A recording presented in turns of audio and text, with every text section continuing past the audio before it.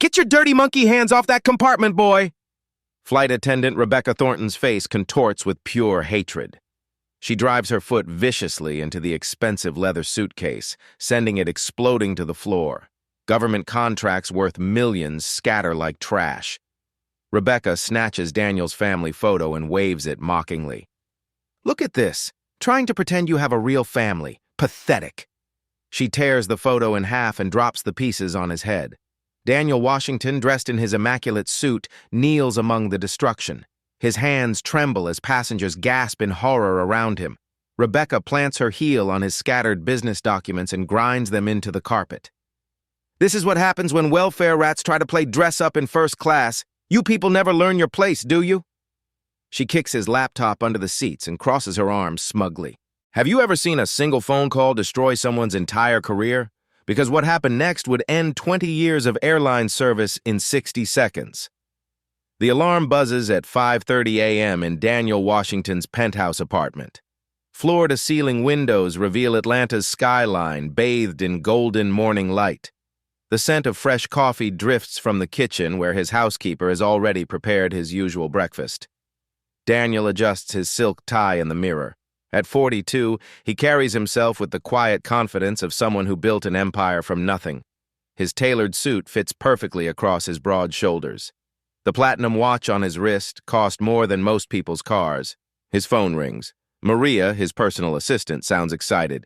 Mr. Washington, the Seattle contract is confirmed. $500 million. The government is ready to sign tomorrow.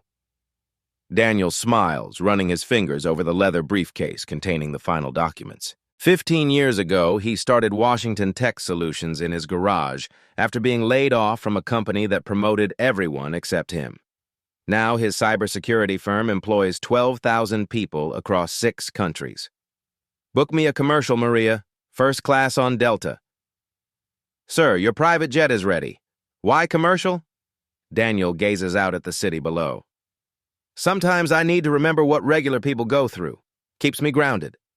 His driver, James, a 60-year-old man who's worked for Daniel for 8 years, loads the briefcase into the black Mercedes. The leather interior smells like success and expensive cologne. Mr. Washington, James says, catching his eye in the rearview mirror.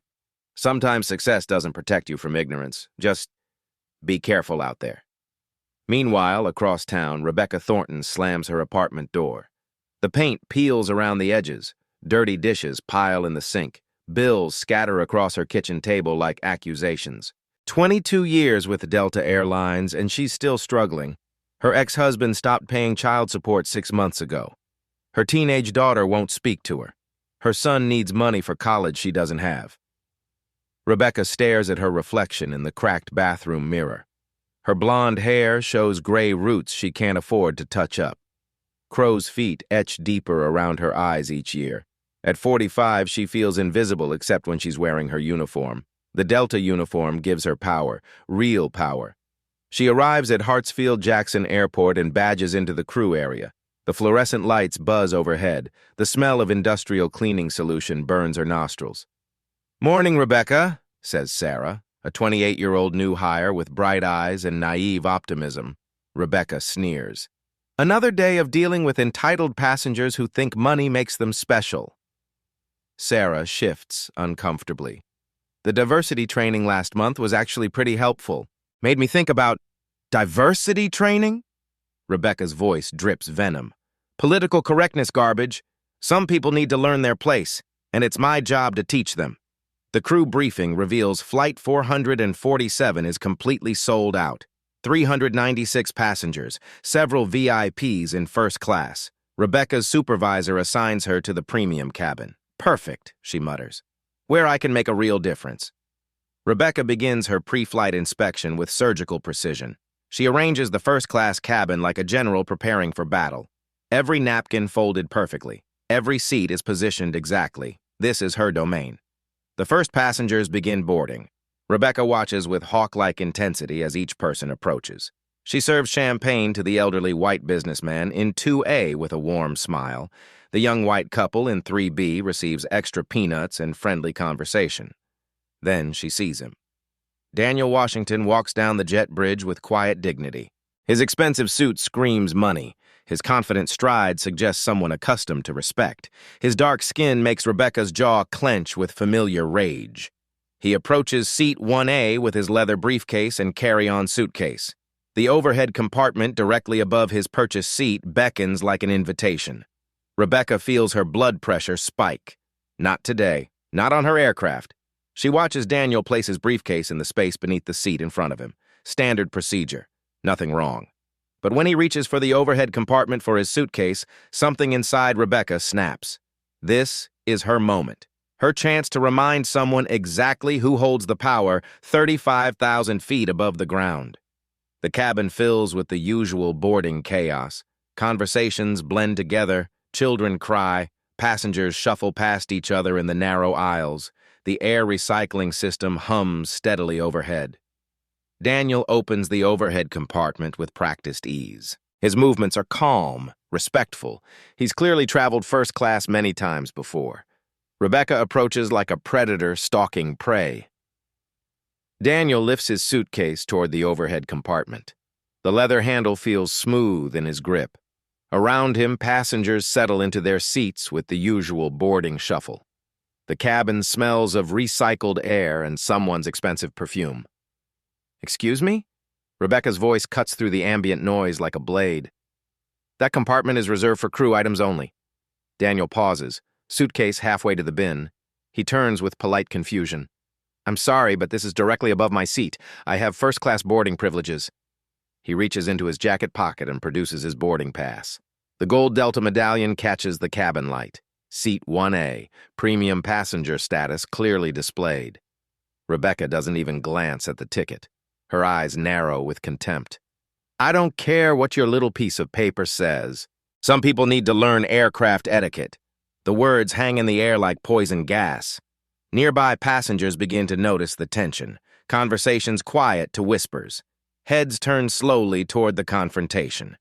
Daniel maintains his composure despite the obvious hostility. "Ma'am, I've flown Delta for 15 years. I understand the protocols completely. This is my designated overhead space according to federal aviation guidelines." "Your designated space?" Rebecca's laugh sounds like breaking glass. "Listen carefully, boy. On this aircraft, I decide what belongs where, and you clearly don't belong in first class." The racial undertone hits Daniel like a physical blow. His jaw tightens imperceptibly, but his voice remains perfectly steady. "I'd like to speak with your supervisor immediately, please." "I am the supervisor on this aircraft." Rebecca steps closer, deliberately invading his personal space. Her breath smells of stale coffee and barely contains rage. "And you'll follow my rules or find yourself permanently banned from flying Delta." Daniel continues placing his suitcase in the overhead bin. His movements remain calm and deliberate despite the escalating hostility. He refuses to be intimidated by her aggressive posturing. "Sir, you need to stop what you're doing right now," Rebecca commands, her voice rising to ensure other passengers can hear every word. Other first-class passengers pretend to read magazines while straining to catch every detail. The tension crackles through the cabin like electricity before a thunderstorm. Rebecca's face twists with uncontrolled rage. Without warning, she drives her foot into the suitcase with vicious, calculated force. Crash. The expensive leather case explodes from the compartment like a bomb detonating. Government contracts worth millions of dollars scatter across first class like confetti in a hurricane. Daniel's platinum laptop skitters under passenger seats with a grinding scrape of metal against carpet. His family photos flutter through the air like dying birds before landing face down on the wine-stained floor. The cabin erupts in shocked gasps. Phone cameras emerge like flowers after rain, passengers instinctively documenting the unfolding disaster. Whispered conversations buzz with disbelief and horror. Daniel drops to his knees among the destruction, his expensive suit now wrinkled and stained. His hands shake visibly as he gathers the scattered remnants of his professional life. The leather portfolio containing his Seattle presentation lies torn and trampled, months of preparation destroyed in seconds. Rebecca towers over him like a conquering general, her blonde hair severe under the harsh cabin lights. "Ladies and gentlemen, we have someone here who thinks rules don't apply to them." She addresses the cabin with theatrical authority, gesturing dramatically toward Daniel's kneeling form. This individual refused direct crew instructions and demonstrated clear aggressive behavior toward airline personnel. Jennifer Martin, a 35-year-old civil rights attorney in Seat 2C, pulls out her legal pad and begins writing furiously. Her pen scratches against paper with urgent intensity, documenting every word and action. Robert Brooks, a 50-year-old tech executive in 3A, recognizes Daniel from industry conferences but remains frozen in his seat. His mouth opens slightly in recognition and mounting horror. A young mother in 4B covers her children's eyes, shielding them from the ugly scene unfolding before them. Rebecca calls toward the galley with manufactured urgency. "Sarah, contact security immediately. We have an aggressive passenger refusing to comply with federal aviation regulations." Sarah, the young flight attendant, hesitates at the galley entrance. Her face shows clear confusion and discomfort with the situation. "Ma'am," Daniel says quietly, still kneeling among his scattered documents, "I was simply using my designated overhead space according to standard first-class protocols. I haven't been aggressive toward anyone." "Don't you dare lie to these passengers." Rebecca's voice booms through first class like a foghorn. "I personally witnessed you threaten crew safety and refuse direct lawful orders from airline personnel." She turns to address the other passengers like a prosecutor presenting damning evidence to a jury. "You all witnessed him ignore my safety instructions and behave aggressively toward crew members, didn't you?" Most passengers stare in uncomfortable silence, their faces showing obvious distress. A few elderly passengers nod uncertainly, intimidated by Rebecca's authoritative presence. Others exchange worried glances, sensing something deeply wrong. 2 TSA officers board the aircraft through the jet bridge. Mike Patterson, a burly man in his 40s with tired eyes, enters first. Behind him follows Janet Cole, a serious-looking woman with sharp features and a no-nonsense expression born from years of airport security work. Rebecca rushes to meet them, her face transformed into a mask of practiced distress. "Officers, thank God you're here. This passenger verbally abused me and made direct threats against crew safety." Mike looks at Daniel, still kneeling among his scattered papers and broken belongings. "Sir, we need you to stand slowly and provide identification." Daniel rises with deliberate care, brushing dust and debris from his expensive suit. "Certainly, officers. I'm Daniel Washington." He reaches for his wallet with slow, non-threatening movements designed to avoid any misunderstanding. Rebecca intercepts his identification before he can hand it to the waiting officers. "Let me verify this documentation is legitimate. We've had significant problems with fraudulent identification recently." She examines his driver's license with exaggerated suspicion, holding it up to the light like a jeweler inspecting a questionable diamond. This address seems awfully expensive for someone like you." The implicit accusation hangs heavy in the recycled cabin air. Several passengers shift uncomfortably in their leather seats, sensing the racial undertones. Janet Cole frowns, her professional instincts detecting something amiss. "Ma'am, what specific federal regulations did this passenger violate?" Rebecca launches into an elaborate fabrication, her voice gaining confidence with each invented detail. "He refused to follow mandatory federal aviation regulations regarding overhead storage safety protocols. When I politely explained the legal requirements, he immediately became verbally abusive and invaded my personal space in a clearly threatening manner designed to intimidate crew personnel." Daniel's hands clench into fists, then deliberately relax as years of professional training take over. "Officers, I have video documentation on my phone showing exactly what transpired. I was placing my regulation carry-on in the overhead bin directly above my purchased first-class seat when Miss Thornton deliberately kicked it to the floor." "He's fabricating evidence." Rebecca's voice reaches a shrill, desperate pitch. "I feared for my physical safety. This individual clearly demonstrates serious anger management issues and potential mental instability." Captain Reynolds emerges from the cockpit, drawn by the escalating commotion. His gray hair and deeply weathered face speak of 4 decades in commercial aviation. "What exactly seems to be the problem here?" Rebecca immediately assumes a victim posture, her entire demeanor shifting to wounded innocence. "Captain, this passenger made direct threats against my person when I requested compliance with mandatory safety protocols. I believe he poses a clear and present security risk to this flight." Rebecca's eyes gleam with predatory satisfaction as she surveys her captured prey. The cabin falls silent except for the steady hum of air circulation and the nervous shuffling of uncomfortable passengers. "Everyone needs to see what we're dealing with here," Rebecca announces, grabbing the aircraft's PA microphone. Her voice booms through all cabins, reaching nearly 400 passengers. "Attention, passengers. We have a security situation in first class that requires your awareness and cooperation. Please remain calm while the crew handles this matter." Daniel's hands clench involuntarily. 396 pairs of eyes now focus on his humiliation. The weight of their stares feels like physical pressure against his shoulders. Rebecca forces Daniel to stand in the center aisle while she addresses the entire aircraft. "Sir, I need you to raise your hands above your head for everyone's safety. Ma'am, this is completely unnecessary. Hands up!" Rebecca's shriek echoes through the cabin. "We don't know what you're capable of." Daniel slowly raises his hands. The degradation burns like acid in his throat. Passengers crane their necks to witness his public shaming. Phone cameras multiply like hungry eyes. Rebecca conducts a theatrical safety inspection in full view of first class. She forces him to empty every pocket, remove his shoes, and surrender his phone. "For everyone's protection," she announces loudly. His expensive leather wallet hits the floor.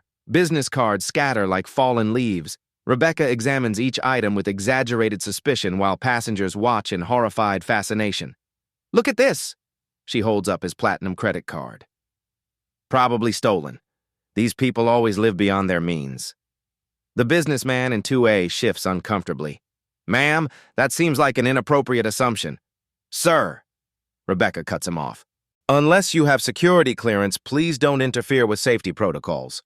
She pulls out her personal phone and begins live streaming, showing everyone how we handle dangerous passengers. This is why we need strong crew members. The live stream counter climbs rapidly. Hundreds, then thousands of viewers watch Daniel's systematic destruction in real time. Comments flood the screen with support for Rebecca's brave actions. "Now," Rebecca commands, "I want you to explain to these passengers why you think you're above the rules." Daniel's voice remains steady despite the humiliation burning through his veins. "Ma'am, I was simply placing my luggage in the overhead compartment above my purchased seat." "Lies!" Rebecca shrieks. "Tell the truth! Admit you threatened crew safety!" The passengers exchange uncomfortable glances. Several begin recording with obvious sympathy for Daniel. Others look away in shame at witnessing such degradation. Rebecca notices the sympathetic recordings and addresses them directly. "Those phones better not be defending this individual's behavior. You're all witnesses to his aggression." She forces Daniel to apologize to every first-class passenger individually. "Go ahead. Tell them you're sorry for disrupting their flight with your attitude problem." Daniel moves through the cabin with quiet dignity intact despite the orchestrated humiliation. "I apologize that you had to witness this unfortunate situation." His grace under pressure only inflames Rebecca's rage further. She demands he stand while she sits in his paid first-class seat. This is how real authority works. The leather seat creaks under her weight as she makes herself comfortable in his expensive accommodation. "Maybe next time you'll think twice before challenging airline personnel." Rebecca announces his full name over the PA system. "Attention all passengers and crew. Please note that Daniel Washington has been flagged as a problem passenger. This information will be shared with other airlines." The public announcement feels like a death sentence to his reputation. His name now echoes through the aircraft like an indictment. "Ma'am," Jennifer Martin says, "this treatment seems excessive for a simple luggage dispute." Rebecca rounds on the attorney with venomous focus. "Ma'am, are you questioning federal aviation security procedures? I can have you removed as well." Jennifer continues writing in her legal pad, undeterred by the threat. Rebecca calls TSA supervisors claiming terrorist-like behavior and suspicious documentation. She contacts FBI liaison officers suggesting Daniel might be using fake identity for criminal purposes. Her phone calls multiply like a virus spreading through the system. Each call adds another layer to Daniel's persecution. Local police receive reports of physical assault and crew intimidation. "How did someone like you get access to classified government information?" Rebecca examines his contracts loudly enough for surrounding passengers to hear every word. She holds up the official documents like evidence of criminal activity. "These look suspicious to me. Probably forged." Daniel watches months of preparation being destroyed by ignorant hands. The Seattle contract worth $500 million might evaporate because of this woman's hatred. Rebecca contacts local news media with breathless urgency. "This is Rebecca Thornton from Delta Flight 447. I'm currently stopping a potential security threat. You need to get cameras here immediately."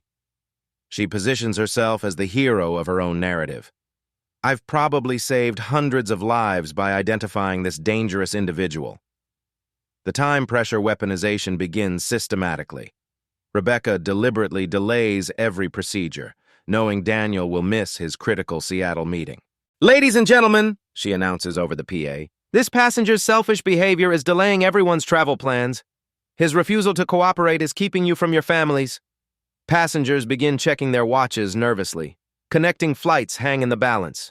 Children grow restless in their seats. The atmosphere grows increasingly hostile toward Daniel. Rebecca taunts him with sadistic pleasure. "I guess your important business meeting isn't so important after all." She forces him to call his Seattle contacts while passengers listen to every word. "Go ahead. Tell them you won't be coming because you can't behave properly on an airplane." The phone calls feel like professional suicide. Years of relationship building crumble with each canceled appointment. Rebecca examines family photos from his scattered belongings with theatrical disgust. "Look at this fancy house. Look at these expensive clothes. Someone's living way above their station." She waves the photos mockingly. "Trying to pretend you're something you're not. Pathetic." The personal attacks cut deeper than professional humiliation. His children's faces smile up from the torn photographs, innocent victims of this woman's cruelty. Rebecca plants her heel on his scattered business documents and grinds them into the aircraft carpet. The sound of tearing paper mingles with the ambient cabin noise. "This is what happens when welfare recipients try to play dress-up in first class," she announces to the captive audience. She kicks his laptop computer under passenger seats, the expensive aluminum case scraping against metal seat tracks. Months of work potentially destroyed in seconds. Local news crews arrive at the gate, summoned by Rebecca's emergency calls.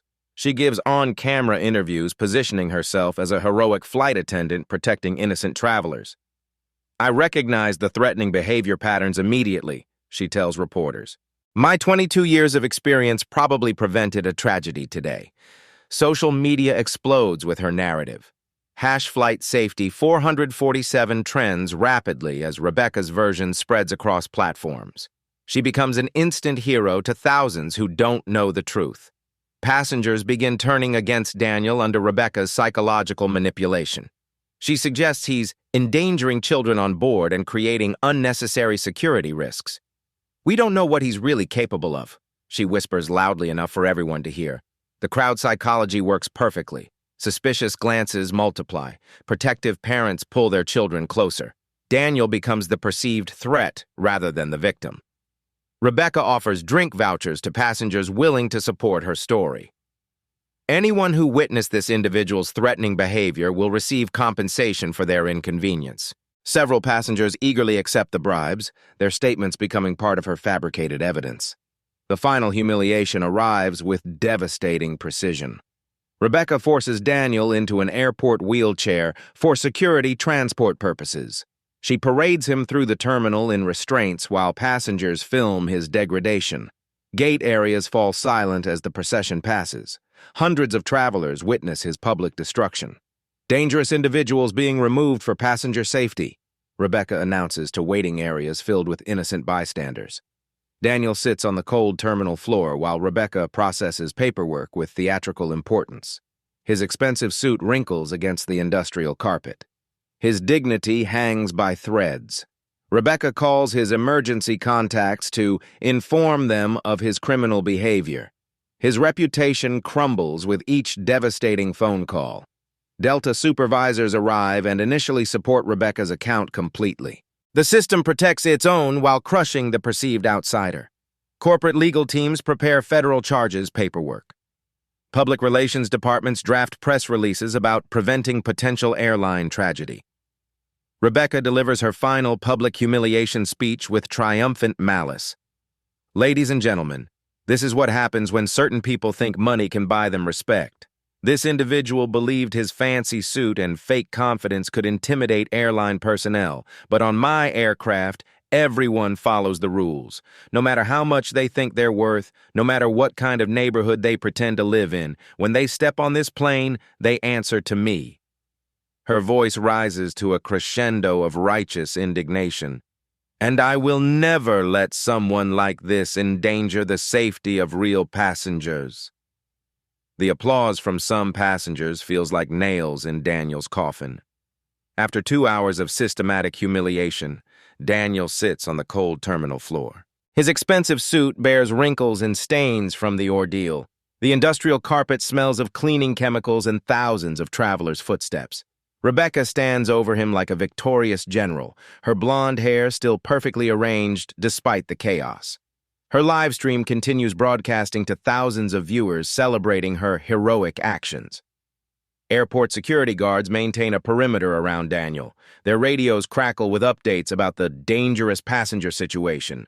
Other travelers give him a wide berth, whispering among themselves about the terrorist threat. Daniel reaches slowly into his jacket pocket. Every movement draws suspicious stares from surrounding security personnel. His fingers close around his phone with deliberate care. Rebecca notices and smirks with sadistic satisfaction. "What are you going to do now? Call your drug dealer for bail money?" Her mocking laughter echoes through the gate area. Several passengers chuckle at her cruel joke. The live stream chat explodes with laughing emojis and supportive comments.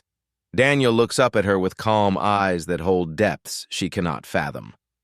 "Actually, I'm calling my business partner." "Your business partner?" Rebecca's voice drips with theatrical disbelief. "What are you going to do? Threaten him too?" The security guards tense slightly, hands moving toward their equipment. Daniel's every word now carries the weight of potential criminal charges. Daniel dials a number with steady fingers while Rebecca continues her mocking commentary for her online audience. "Everyone watch this. He probably thinks calling some imaginary important contact will save him."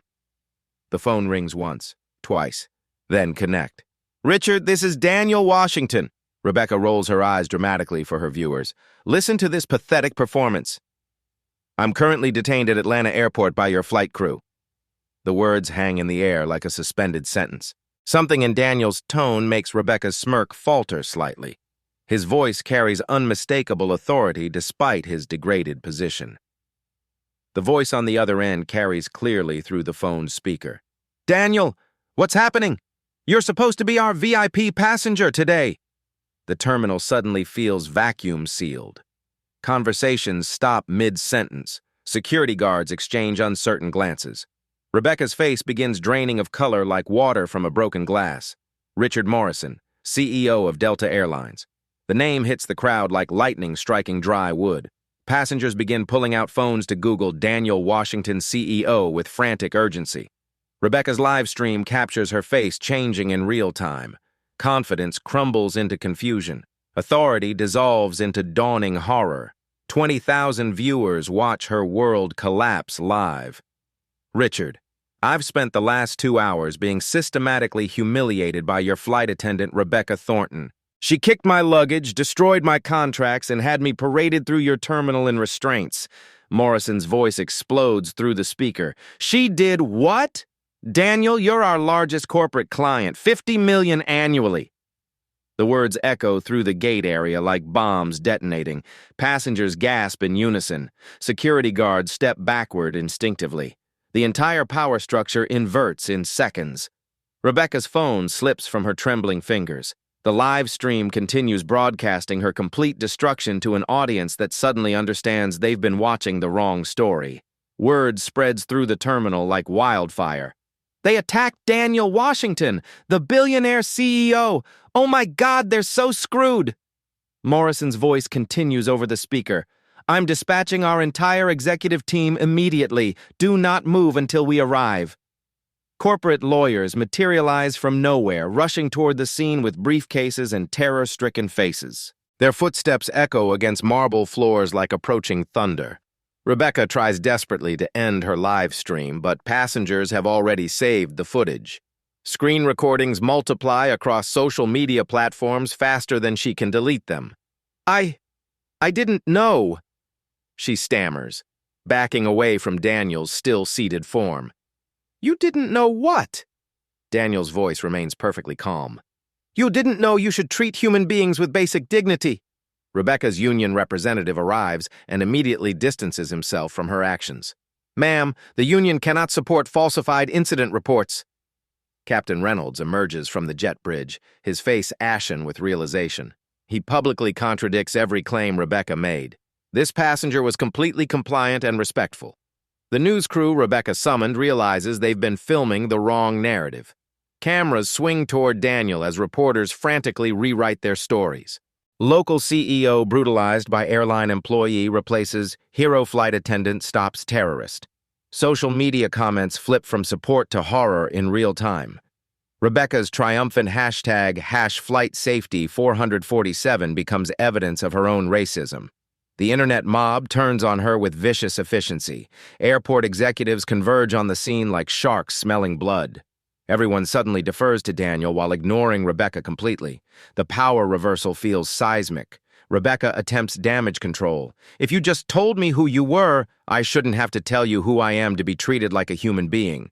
Daniel responds, rising slowly from the floor. His height and bearing command immediate respect from everyone except the woman who destroyed her own career. He brushes dust from his suit with quiet dignity. Morrison arrives within 45 minutes, personally leading a convoy of black SUVs. The Delta CEO rushes through the terminal like royalty visiting a disaster zone. Daniel, I'm so deeply sorry, Morrison announces publicly. This treatment is completely unacceptable. Rebecca watches her 22-year career die in real time. Security escorts her away as passengers boo and film her destruction.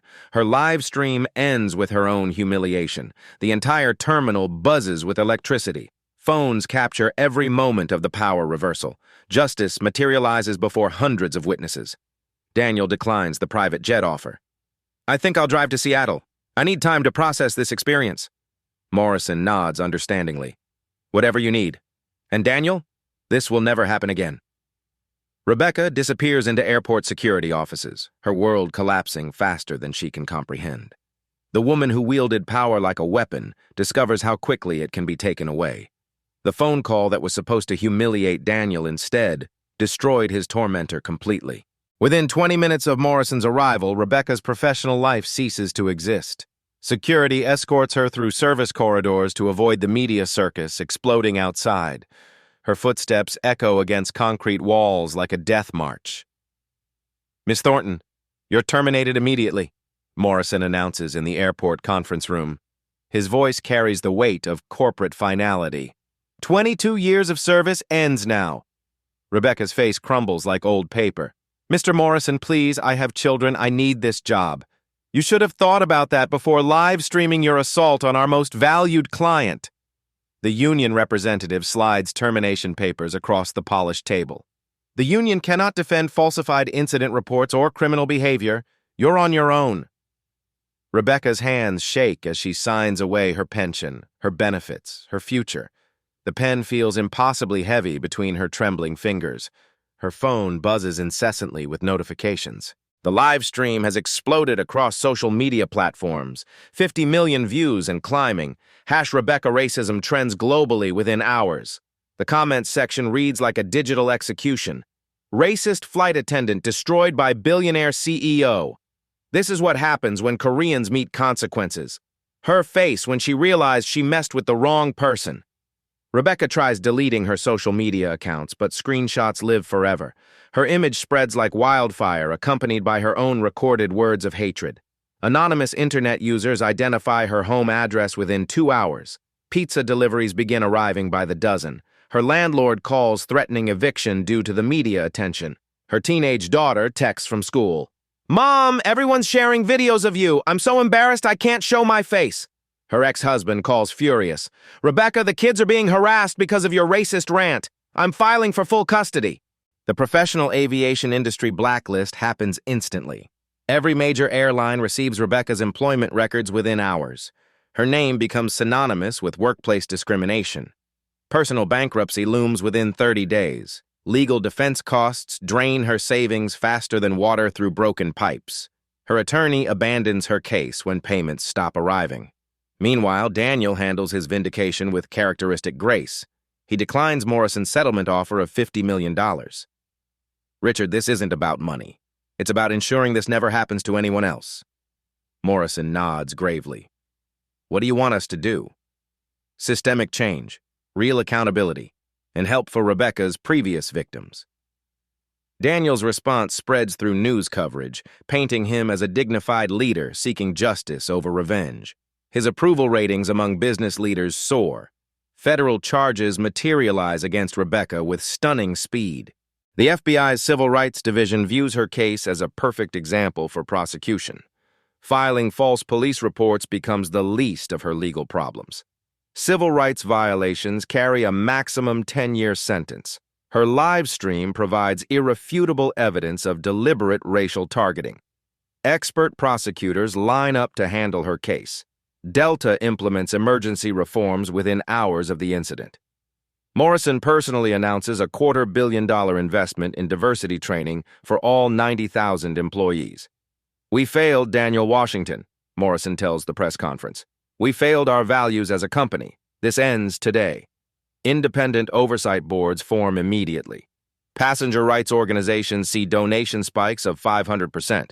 The aviation industry scrambles to avoid similar scandals. Daniel uses his platform strategically. His interviews focus on systemic issues rather than personal revenge. This incident reveals larger problems in how service industries treat people of color. He established the Washington Foundation for Transportation Equality with initial funding of $100 million. The foundation will provide legal representation for discrimination victims across all transportation sectors. Rebecca's children face harassment at school despite Daniel's public requests for their protection. These children are innocent victims of their mother's choices, he states during interviews. His grace under pressure becomes a masterclass in leadership during a crisis. Business schools begin incorporating the incident into their curriculum within weeks. Corporate America takes notice. Companies nationwide review their own discrimination policies, terrified of becoming the next Rebecca Thornton scandal. International media coverage positions the story as emblematic of American racial tensions. European airlines implement emergency bias training to avoid similar incidents. Rebecca sits in her empty apartment surrounded by legal documents and unpaid bills. Her career, reputation, and family relationships lie in ruins. The woman who wielded power like a weapon discovers its terrible cost when used incorrectly. Her final social media post before deleting everything reads, "I made a terrible mistake. I'm sorry." The apology receives no sympathy. Comments pour in from around the world condemning her actions. The internet never forgets, and Rebecca Thornton becomes a permanent symbol of workplace racism consequences. Daniel's phone rings constantly with interview requests and business opportunities. His dignified handling of extreme adversity transforms him into a national figure. But he remains focused on systemic change rather than personal glory. One phone call ended Rebecca's career. Imagine how many careers she ended over 22 years of unchecked discrimination. The immediate consequences ripple outward like stones thrown into still water. Rebecca's destruction becomes the aviation industry's wake-up call. Justice arrives swiftly, completely, and very publicly. 6 months after Flight 447, Rebecca Thornton sits in federal court wearing an ill-fitting public defender's suit. The mahogany courtroom smells of old wood and nervous perspiration. Her hands shake as she faces Judge Patricia Williams, a no-nonsense African-American jurist with 30 years on the bench. The Department of Justice's Civil Rights Division prosecutes with full force. Lead attorney Marcus Brooks presents evidence methodically, each piece building an unshakable case of systematic discrimination. Your Honor, the defendant's live stream provides irrefutable evidence of deliberate racial targeting, Brooks announces, pressing play on the courtroom's audio system. Rebecca's own voice echoes through the packed courtroom. "Get your dirty monkey hands off that compartment, boy!" The gallery gasps collectively. Reporters scribble frantically. Rebecca's remaining family members bury their faces in shame. The investigation revealed Rebecca's 22-year pattern of abuse. FBI agents discovered 47 documented incidents of discrimination against minority passengers. Each case represents a life damaged by unchecked hatred. Maria Santos, a Hispanic mother, testifies through tears. She made my children watch as she threw our luggage in the toilet, said Mexican families belonged in cargo holds. Dr. James Kim recounts how Rebecca forced him to prove his medical degree was legitimate. She called me a fake doctor in front of 300 passengers. My reputation never recovered. Each victim's testimony builds a monument to Rebecca's cruelty. The pattern emerges clearly: systematic targeting, public humiliation, and abuse of airline authority to terrorize passengers. Daniel's testimony electrifies the courtroom. His quiet dignity contrasts sharply with Rebecca's documented savagery. "She didn't just attack me that day," Daniel states calmly. "She attacked every person who looks like me, every child watching, every family trying to travel with dignity." Defense attorney Robert Mills attempts damage control with desperate arguments. "My client was following company policy regarding passenger safety." Chen destroys this defense with Delta's own internal communications. Email chains reveal corporate knowledge of Rebecca's behavior pattern. Supervisors ignored complaints for years, prioritizing crew authority over passenger rights. "Delta protected Miss Thornton's racism for 2 decades, Brooks argues. Corporate negligence enabled systematic civil rights violations. The trial became a media sensation. Courtroom cameras broadcast live coverage to millions. Legal experts praised the prosecution's methodical destruction of workplace discrimination. Rebecca's union abandons her completely when evidence emerges of falsified incident reports. "The union cannot defend documented fraud and civil rights violations," their representative announces publicly. Expert witnesses testify about the psychological impact of public racial humiliation. Dr. Sarah Johnson, a trauma specialist, explains how Rebecca's actions create lasting damage. Victims experience PTSD symptoms for years after such incidents. The economic testimony proves devastating. Forensic accountants calculate Rebecca's discrimination cost passengers millions in lost business opportunities, medical bills, and therapeutic treatment. Congressional hearings run parallel to the criminal trial. House Judiciary Committee Chairman David Rodriguez subpoenas airline executives for public testimony about industry-wide discrimination. "How many Rebecca Thorntons are still working in your industry?" Rodriguez demands of Delta's CEO Morrison. Morrison's testimony sparks immediate reform legislation. The Airline Passenger Dignity Act passes both chambers with overwhelming bipartisan support. The president signs it amid a ceremony highlighting civil rights progress. International aviation organizations adopt American anti-discrimination standards. Rebecca's case becomes required study in aviation schools worldwide. Her live stream serves as training material for what never to do. Victim impact statements fill 3 entire court sessions. Rebecca's face remains stone throughout, showing no emotion as lives destroyed by her hatred speak truth to power. The jury deliberates only 90 minutes before returning unanimous guilty verdicts on all 12 federal charges: civil rights violations, filing false police reports, conspiracy to deny constitutional rights, every count proven beyond doubt. Judge Williams delivers sentencing with judicial gravity. "Miss Thornton, your actions represent the worst of American service industry discrimination. Your live stream documented deliberate racial targeting that shames our nation. Rebecca receives 3.5 years federal prison, near the maximum sentence. 7 years of supervised probation follows. $500,000 fine goes directly to civil rights organizations.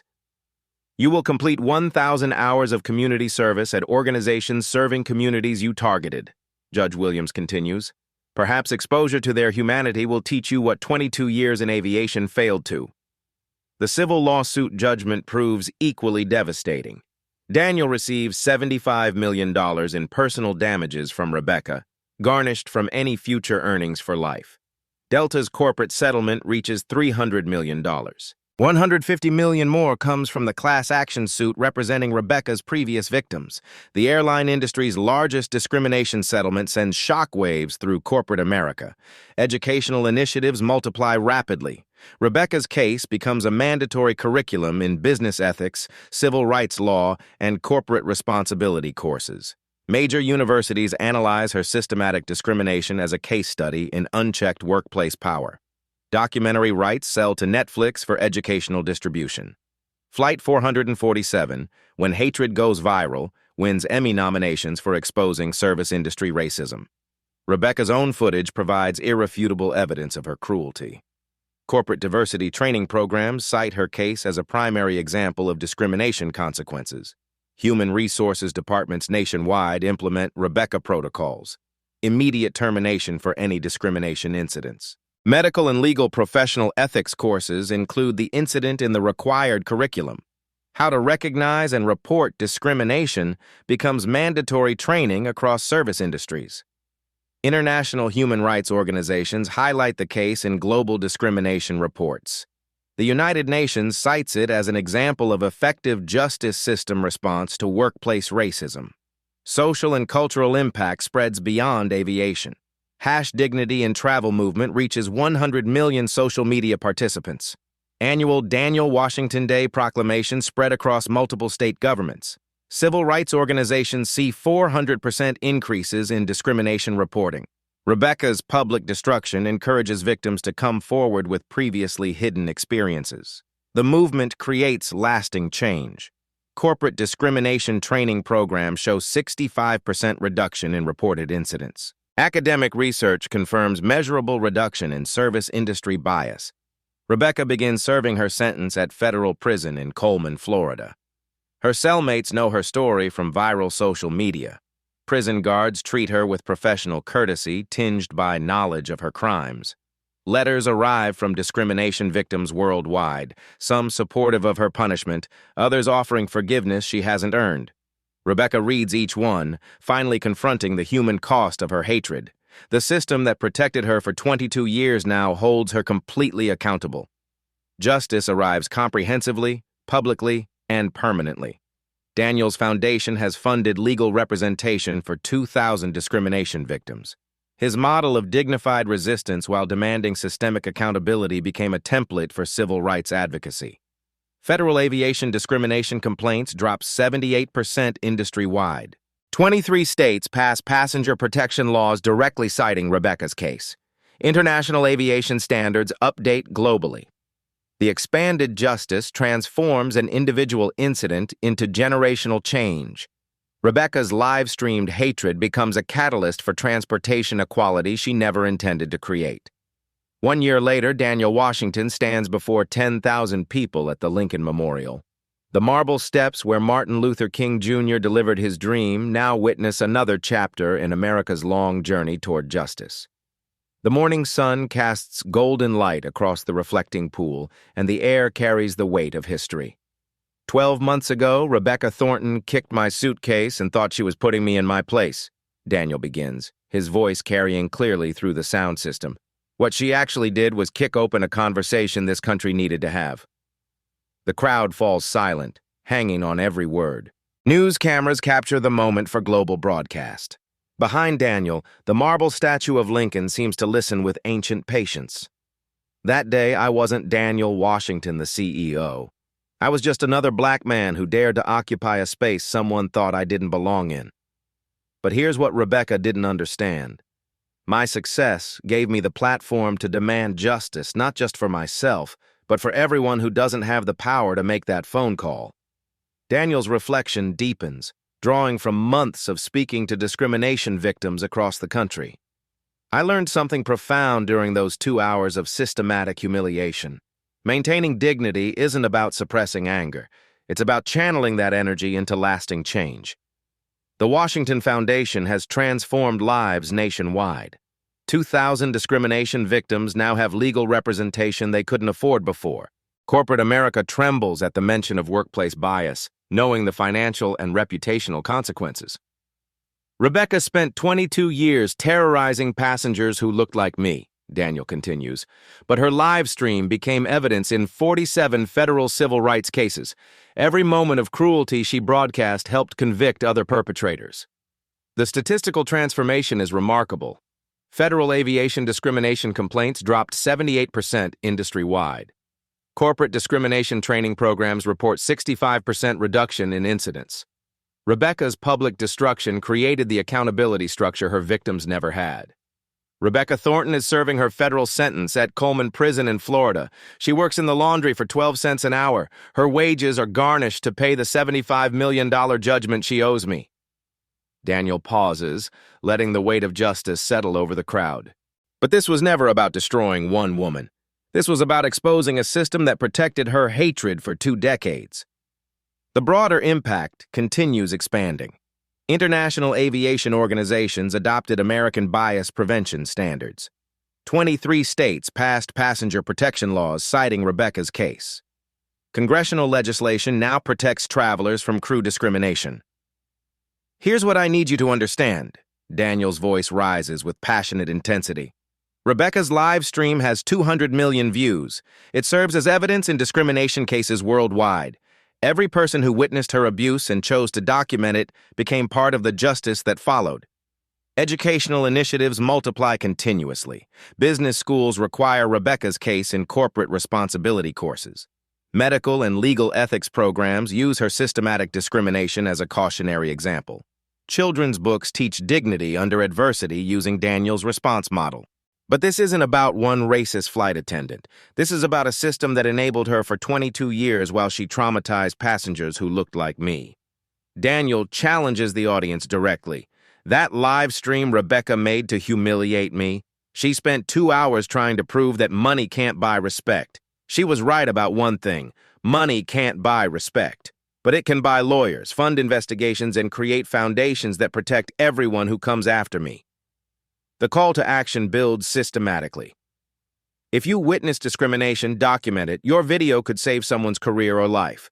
Subscribe and share this story with someone who needs to see that justice is possible. Daniel's final challenge resonates across the memorial steps. Comment below with your experiences. Silence protects perpetrators. Follow the Washington Foundation to support ongoing civil rights work. Use #DignityInTravel to share stories of transportation discrimination. Statistical updates demonstrate continuing impact. Over 2,000 airline employees have been terminated for discrimination since the incident. $1.2 billion in corporate settlements for passenger discrimination cases. 34 states now require bias training for transportation workers. Here's what I want to know. Daniel's voice carries prophetic power. In those 2 hours when Rebecca was live streaming my humiliation, how many people were watching and laughing? How many thought I deserved it? And how many are still out there in positions of power, waiting for their moment to show someone their place? The provocative questions hang in the air like challenges to conscience. But more importantly, when you encounter your Rebecca, and you will you document it? Will you speak up? Or will you be another silent witness to injustice? Daniel's final words echo against marble and history.